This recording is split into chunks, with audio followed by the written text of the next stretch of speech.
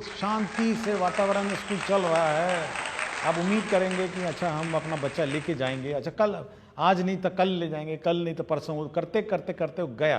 ये वहाँ पे है या नहीं, हो रहा है या अलमारियों में बंद है या डब्बों में बंद है, ये मेरी बहुत चिंता है और इसका मैं समाधान निकालने की कोशिश। मैं एक दिन पूर्व ये प्लान कर लेता हूँ कि अगले दिन मुझे क्या क्या करना है और मन में वो पूरी सारणी रहती है कि सुबह उठ के क्या करना है, फिर दोपहर में क्या करना है, कौन से कार्य कल पूरे करने हैं। तो ये बिल्कुल एक दिन का प्री डिसाइडेड रहता है। ये कोई मतलब वेग नहीं छोड़ देता हूँ कि अच्छा ठीक है समय मिलेगा तो करेंगे, नहीं मिलेगा तो नहीं करेंगे, सब फिक्स्ड रहता है और मैं इसका बहुत ही मतलब सशक्त पालन करता हूँ 100%।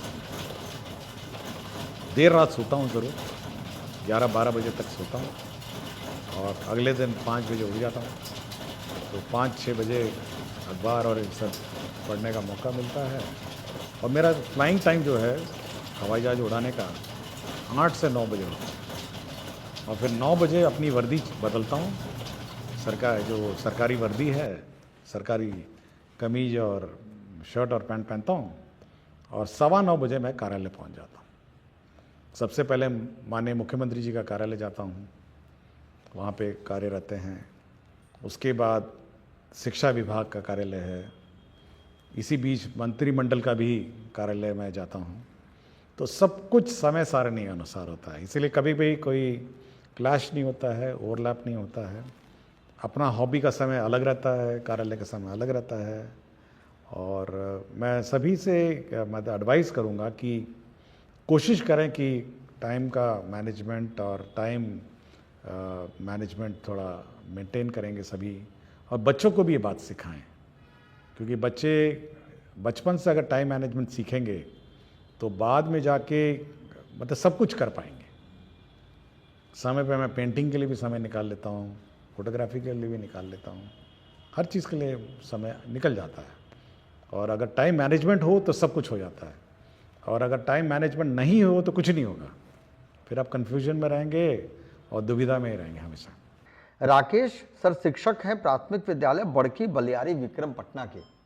इनका पूछना है कि जब हम गुणवत्तापूर्ण शिक्षा की बात करते हैं तो बच्चे ज़्यादा मातृभाषा में सीखना पसंद करते हैं और अभी तक बच्चों के बीच इससे संबंधित कोई सामग्री नहीं गई है, जबकि राष्ट्रीय शिक्षा नीति भी इसके संबंध में बात करती है। देखिए, मैं इस बात का बहुत समर्थन करता हूँ, और जो छोटे बच्चे हैं विशेषकर क्लास 1, 2 और 3, वो अपनी मातृभाषा में ही उनको शिक्षा होनी चाहिए।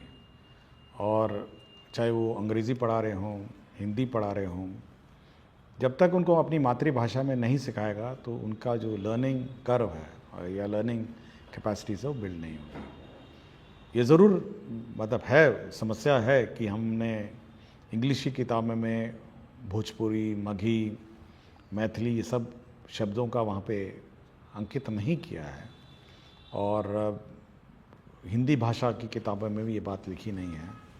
बट मैं ये उम्मीद करता हूँ कि जब शिक्षक कक्षा में अगर मगध क्षेत्र में अगर बच्चे को टीचर पढ़ा रहे हैं, क्योंकि अब तो स्थानीय मोटा मोटी अब स्थानीय ही टीचर हो गए हैं, सक्षमता पास भी वहीं के लोग हैं और बाकी लोग भी उसी ज़िले के हैं, तो मैं ये उम्मीद करता हूँ कि जब भी पढ़ाएं तो अपनी भाषा जो मातृभाषा है उसमें उस बच्चे को सिखाने की कोशिश करेंगे। किताबों में ज़रूर ये कमी है, ये मैं एडमिट करता हूँ, और ये बहुत बड़ा चैलेंज है और इसको बनाने में मतलब मल्टीलिंगुअल किताब बनाने में समस्या लगेगी। बट टीचर कोशिश करें कि भोजपुरी है, बच्चा है तो भोजपुरी में उसको सिखाएं, ए फॉर एप्पल है तो एप्पल को भोजपुरी में सिखाएं, B for ball, C for cat है, जो भी है अपनी भाषा में सिखाएं। लेकिन ये पूर्ण रूप से अब टीचर पर अब निर्भर है। सर एक सवाल है, प्रभा कुमारी बेगूसराय बिहार, ये +2 केमिस्ट्री टीचर हैं UHS कतारमाला डंडारी बेगूसराय की। ये पूछते हैं कि गुणवत्तापूर्ण शिक्षा सुनिश्चित करने हेतु चेतना सत्र में कौन कौन सी गतिविधियां की जानी चाहिए सर? देखिए, चेतना सत्र में वो सब करना है जो आपके किताबों में नहीं है, ये मैं बिल्कुल स्पष्ट किया हूँ बहुत बार कि आपकी जो किताबें में नहीं, जो आपके करिकुलम में है, वो चेतना सत्र का पार्ट नहीं है। मतलब मैथ्स है, इंग्लिश है, हिस्ट्री है, ज्योग्राफी है, वो नहीं। चेतना सत्र में मैं पिछले एपिसोड भी मैंने कहा कि आप उसको वैल्यूज़ सिखाएंगे, मतलब एक मानवीय जो गुण है वो सिखाने का सत्र है। दूसरा है कि जो आज के दिन में जो अगल बगल चीज़ें हो रही हैं उसको मतलब सेंसिटाइज करने की बात है, उसको न्यूज़ के बारे में, समाचार के बारे में।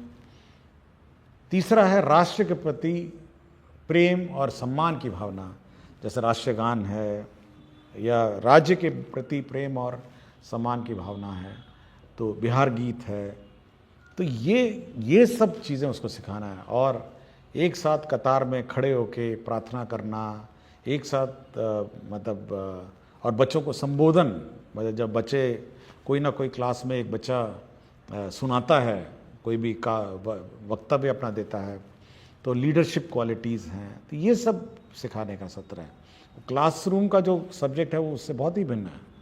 और इसलिए मैं बार बार कह रहा हूँ, मैं सभी टीचर से कहता हूँ, क्योंकि हमको हमेशा ये चिंता रहती है, क्योंकि ये पहला सत्र है, अगर टीचर हल्का सा भी लेट हो जाए तो ये सत्र अफेक्ट हो जाता है। देखिए बाकी सत्र तो बाद में आता है, वो आधा घंटे बाद आता है, अटेंडेंस तो मोटा मोटी इसी बीच में होता है। तो हमको हमेशा ये चिंता रहती है कि चेतना सत्र में लापरवाही नहीं हो और ये समय पे शुरू हो, समय पे ख़त्म हो। हम लोगों ने माइक, म्यूज़िक सिस्टम, बैंड, सबका लिए हम लोगों ने प्रोविज़न किया हुआ है। इसलिए चेतना सत्र मैं अनुरोध करूँगा टीचर से कि भाई इसको बहुत गंभीरता से लें और बहुत ही मतलब ये बहुत इंपॉर्टेंट सत्र है। शिक्षक ने पूछा है सर कि एनईपी 2020 के अनुसार 25-26 तक कक्षा 3 तक के सभी बच्चों को निपुण बना देना है। एक निपुण भारत कार्यक्रम भी चल रहा है सर, अर्थात उन्हें वर्ग सापेक्ष दक्षता प्राप्त करवा देनी है। इस महत्वाकांक्षी उद्देश्य की पूर्ति के लिए विभाग कौन कौन से उपाय कर रहा है? देखिए सारे कर रहे हैं। देखिए FLN किट्स हैं अब हमारा, और रिविजन्स हैं, टेस्ट हैं, और जब तक जूनियर क्लासेस में वो निपुण नहीं होंगे, सक्षम नहीं होंगे, तो सीनियर क्लासेस में ड्रॉप आउट्स बहुत बड़ी हो जाएगी। इसलिए जो पहला इनिशियल क्लासेस हैं उस पर ज़्यादा हम लोग का ध्यान है।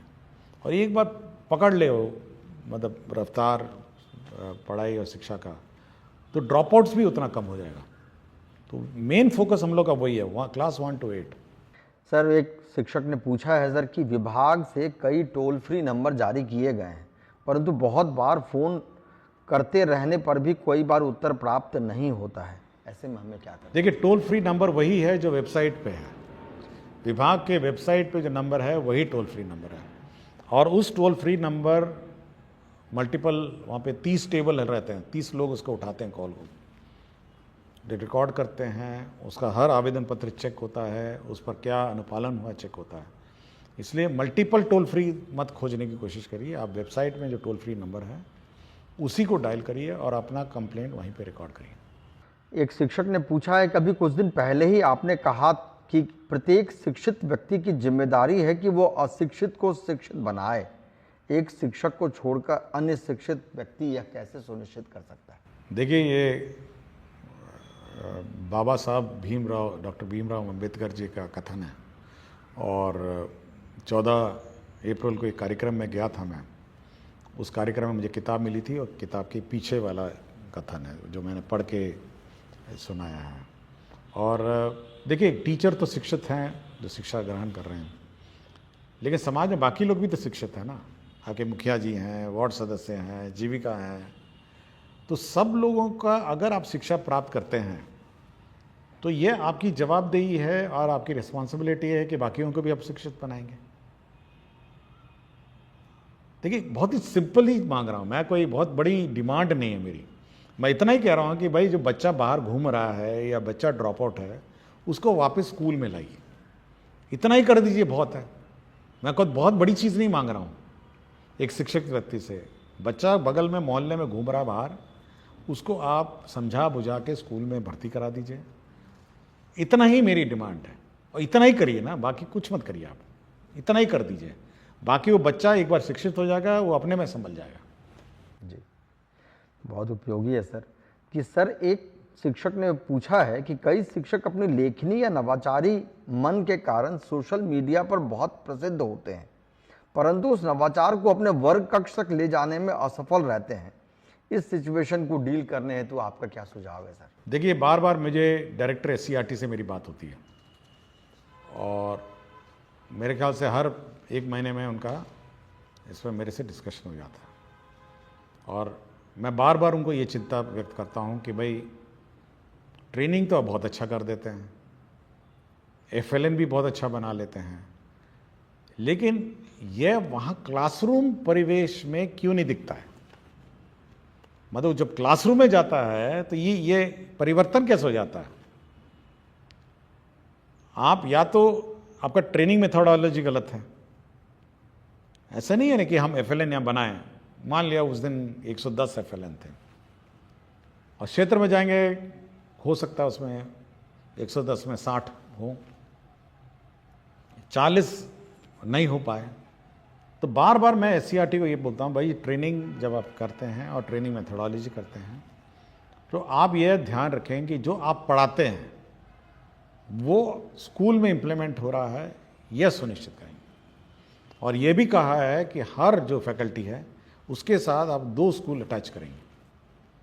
वो अपने जो प्रयोग है FLN का प्रयोग, वो देखेगा कि जिस टीचर को हमने ट्रेनिंग दिया था वो वास्तव में वो पढ़ा रहा है, नहीं पढ़ा रहा है जिस प्रकार की ट्रेनिंग उसको दी गई है, या अपने मर्जी से फिर शुरू हो गया। तो ये चिंता मेरी है कि सोशल मीडिया में बहुत सारे नवाचार हैं, FLN किट्स भी हैं, FLN मेथोडोलॉजीज़ भी है, लेकिन ये स्कूल में वास्तव में ये वहाँ पे है या नहीं है, हो रहा है या अलमारियों में बंद है या डब्बों में बंद है, ये मेरी बहुत चिंता है और इसका मैं समाधान निकालने की कोशिश में लगा हूँ। बहुत स्वाभाविक है सर। सर एक प्रश्न पूछा है शिक्षक ने कि 100% नामांकन के लिए अभी नामांकन पखवाड़ा भी चल रहा है और ये शैक्षणिक सत्र की सबसे महत्वाकांक्षी उद्देश्य भी है। इसके डेट को अभी एक्सटेंड करके सर 22 अप्रैल तक किया गया है। वो पूछ रहे हैं कि सर हम शिक्षक ऐसा क्या करें कि जिससे नामांकन में तेजी आए? देखिए, तेजी में क्या, आपका पहले तो मीटिंग, मैंने पहले ही कहा है, आप मुखिया जी को ये मीटिंग करेंगे, वार्ड सदस्य को मीटिंग करेंगे, गांव में आंगनवाड़ी सेविका मीटिंग करेगी, आपके जीविका दीदी मीटिंग करेंगे, बच्चों की प्रभात फेरी निकालिए, आप स्कूल को इतना अट्रैक्टिव कर दीजिए कि मतलब बच्चे देखने आए स्कूल में क्या हो रहा है। तो जब एक्साइटमेंट लेवल स्कूल का बढ़ेगा तो बच्चे अपने आप आ जाएंगे। मतलब कभी कभी मैं सोचता हूँ कि कभी कोई JCB गांव में आ जाता है, उसको देखने के लिए 15-20 लोग इकट्ठा हो जाते हैं, मतलब एक्साइटेड हो जाते हैं कि कुछ चीज़ हो रहा है या स्कूल में हो रहा है।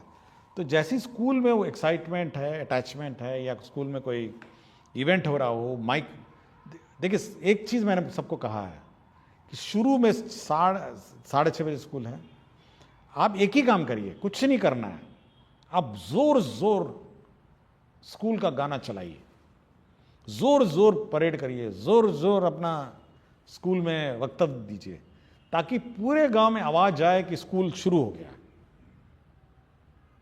और कोई बच्चा बाहर घूम रहा है या उसका माता पिता सुनेगा ना, तो वो अपने बच्चे को देखेगा, कहेगा कि नहीं, इस बच्चे को तो स्कूल में जाना है, बाकी बच्चे तो पहुंच गए।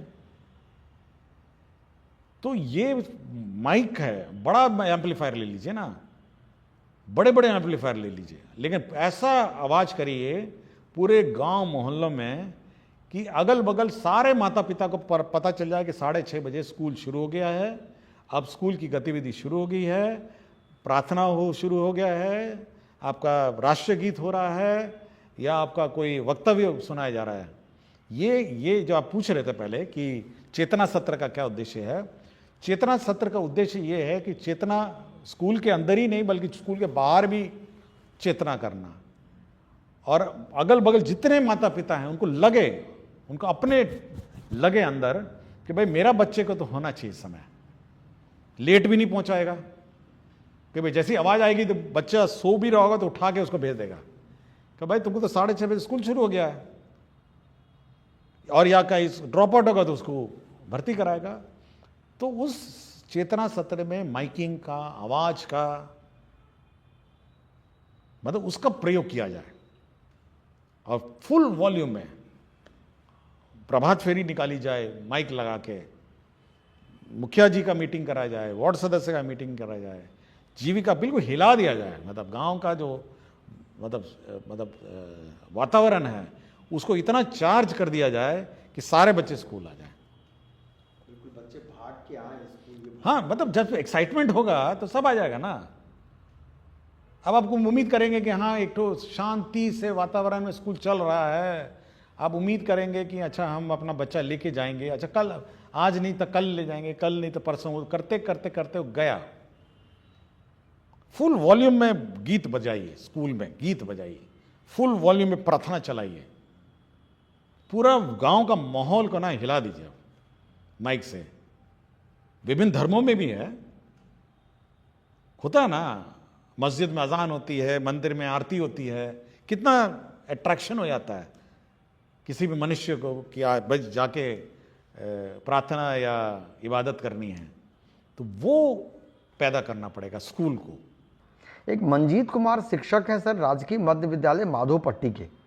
आजकल बच्चे मोबाइल में बहुत अधिक समय बिताते हैं, क्यों नहीं मोबाइल आधारित शिक्षण सामग्रियां शिक्षा विभाग द्वारा ऑनलाइन उपलब्ध करवाया जाए ताकि वे घर पर भी सीखना जारी रख सकें। क्या इस तरह के मोबाइल आधारित शिक्षण सामग्री में मूल्यांकन की व्यवस्था भी हो सकती है? देखिए, हम लोग का है कि इस क्लास 6 से हम लोग ICT लैब स्थापित करेंगे सर, और क्लास 6 से सभी स्कूल में कंप्यूटर होगा, छोटे स्कूल में कम होगा, बड़े स्कूल में कम होगा, और हम लोग मटेरियल को डिजिटल फॉर्म में भेजेंगे सब स्कूल में, और कोई भी माता पिता या बच्चा लेना चाहे डिजिटल फॉर्म में ले सकता है। तो ये व्यवस्था हम लोग कर रहे हैं।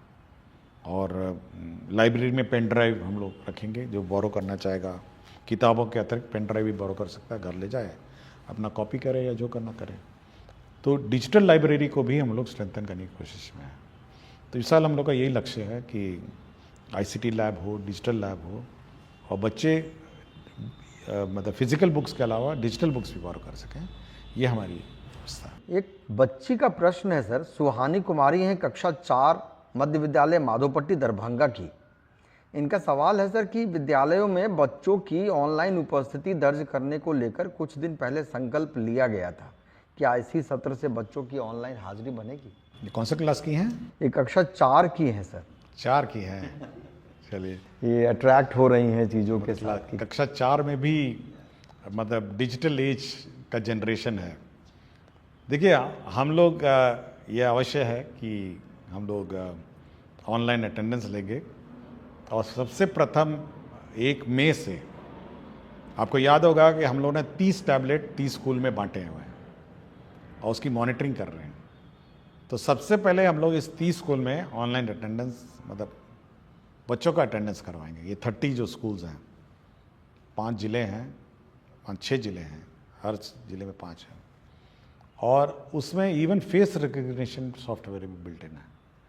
तो बच्चा अपना रजिस्टर करेगा, टीचर भी रजिस्टर करेंगे, और अटेंडेंस, ग्रुप अटेंडेंस होगी बच्चों की और टीचर की भी, और ऑटोमेटिकली वो सॉफ्टवेयर जो है वो इनके लाइब्रेरी फ़ोटो से उस फोटो को मिलान करेगा, और टीचर का अटेंडेंस शीट बना देगा और बच्चों का अटेंडेंस शीट बना देगा कि कौन बच्चे उपस्थित हैं, कौन बच्चे उपस्थित नहीं हैं। तो ये 1 मई से, 1 मई से ये 30 स्कूल में हम लोग लागू कर देंगे। ये ट्रायल पे चलेगा कुछ दिन, टेक्नोलॉजी नहीं है, लेकिन उसके बाद आपको हर टीचर का अटेंडेंस ऑटोमेटिकली ऑप्टिकल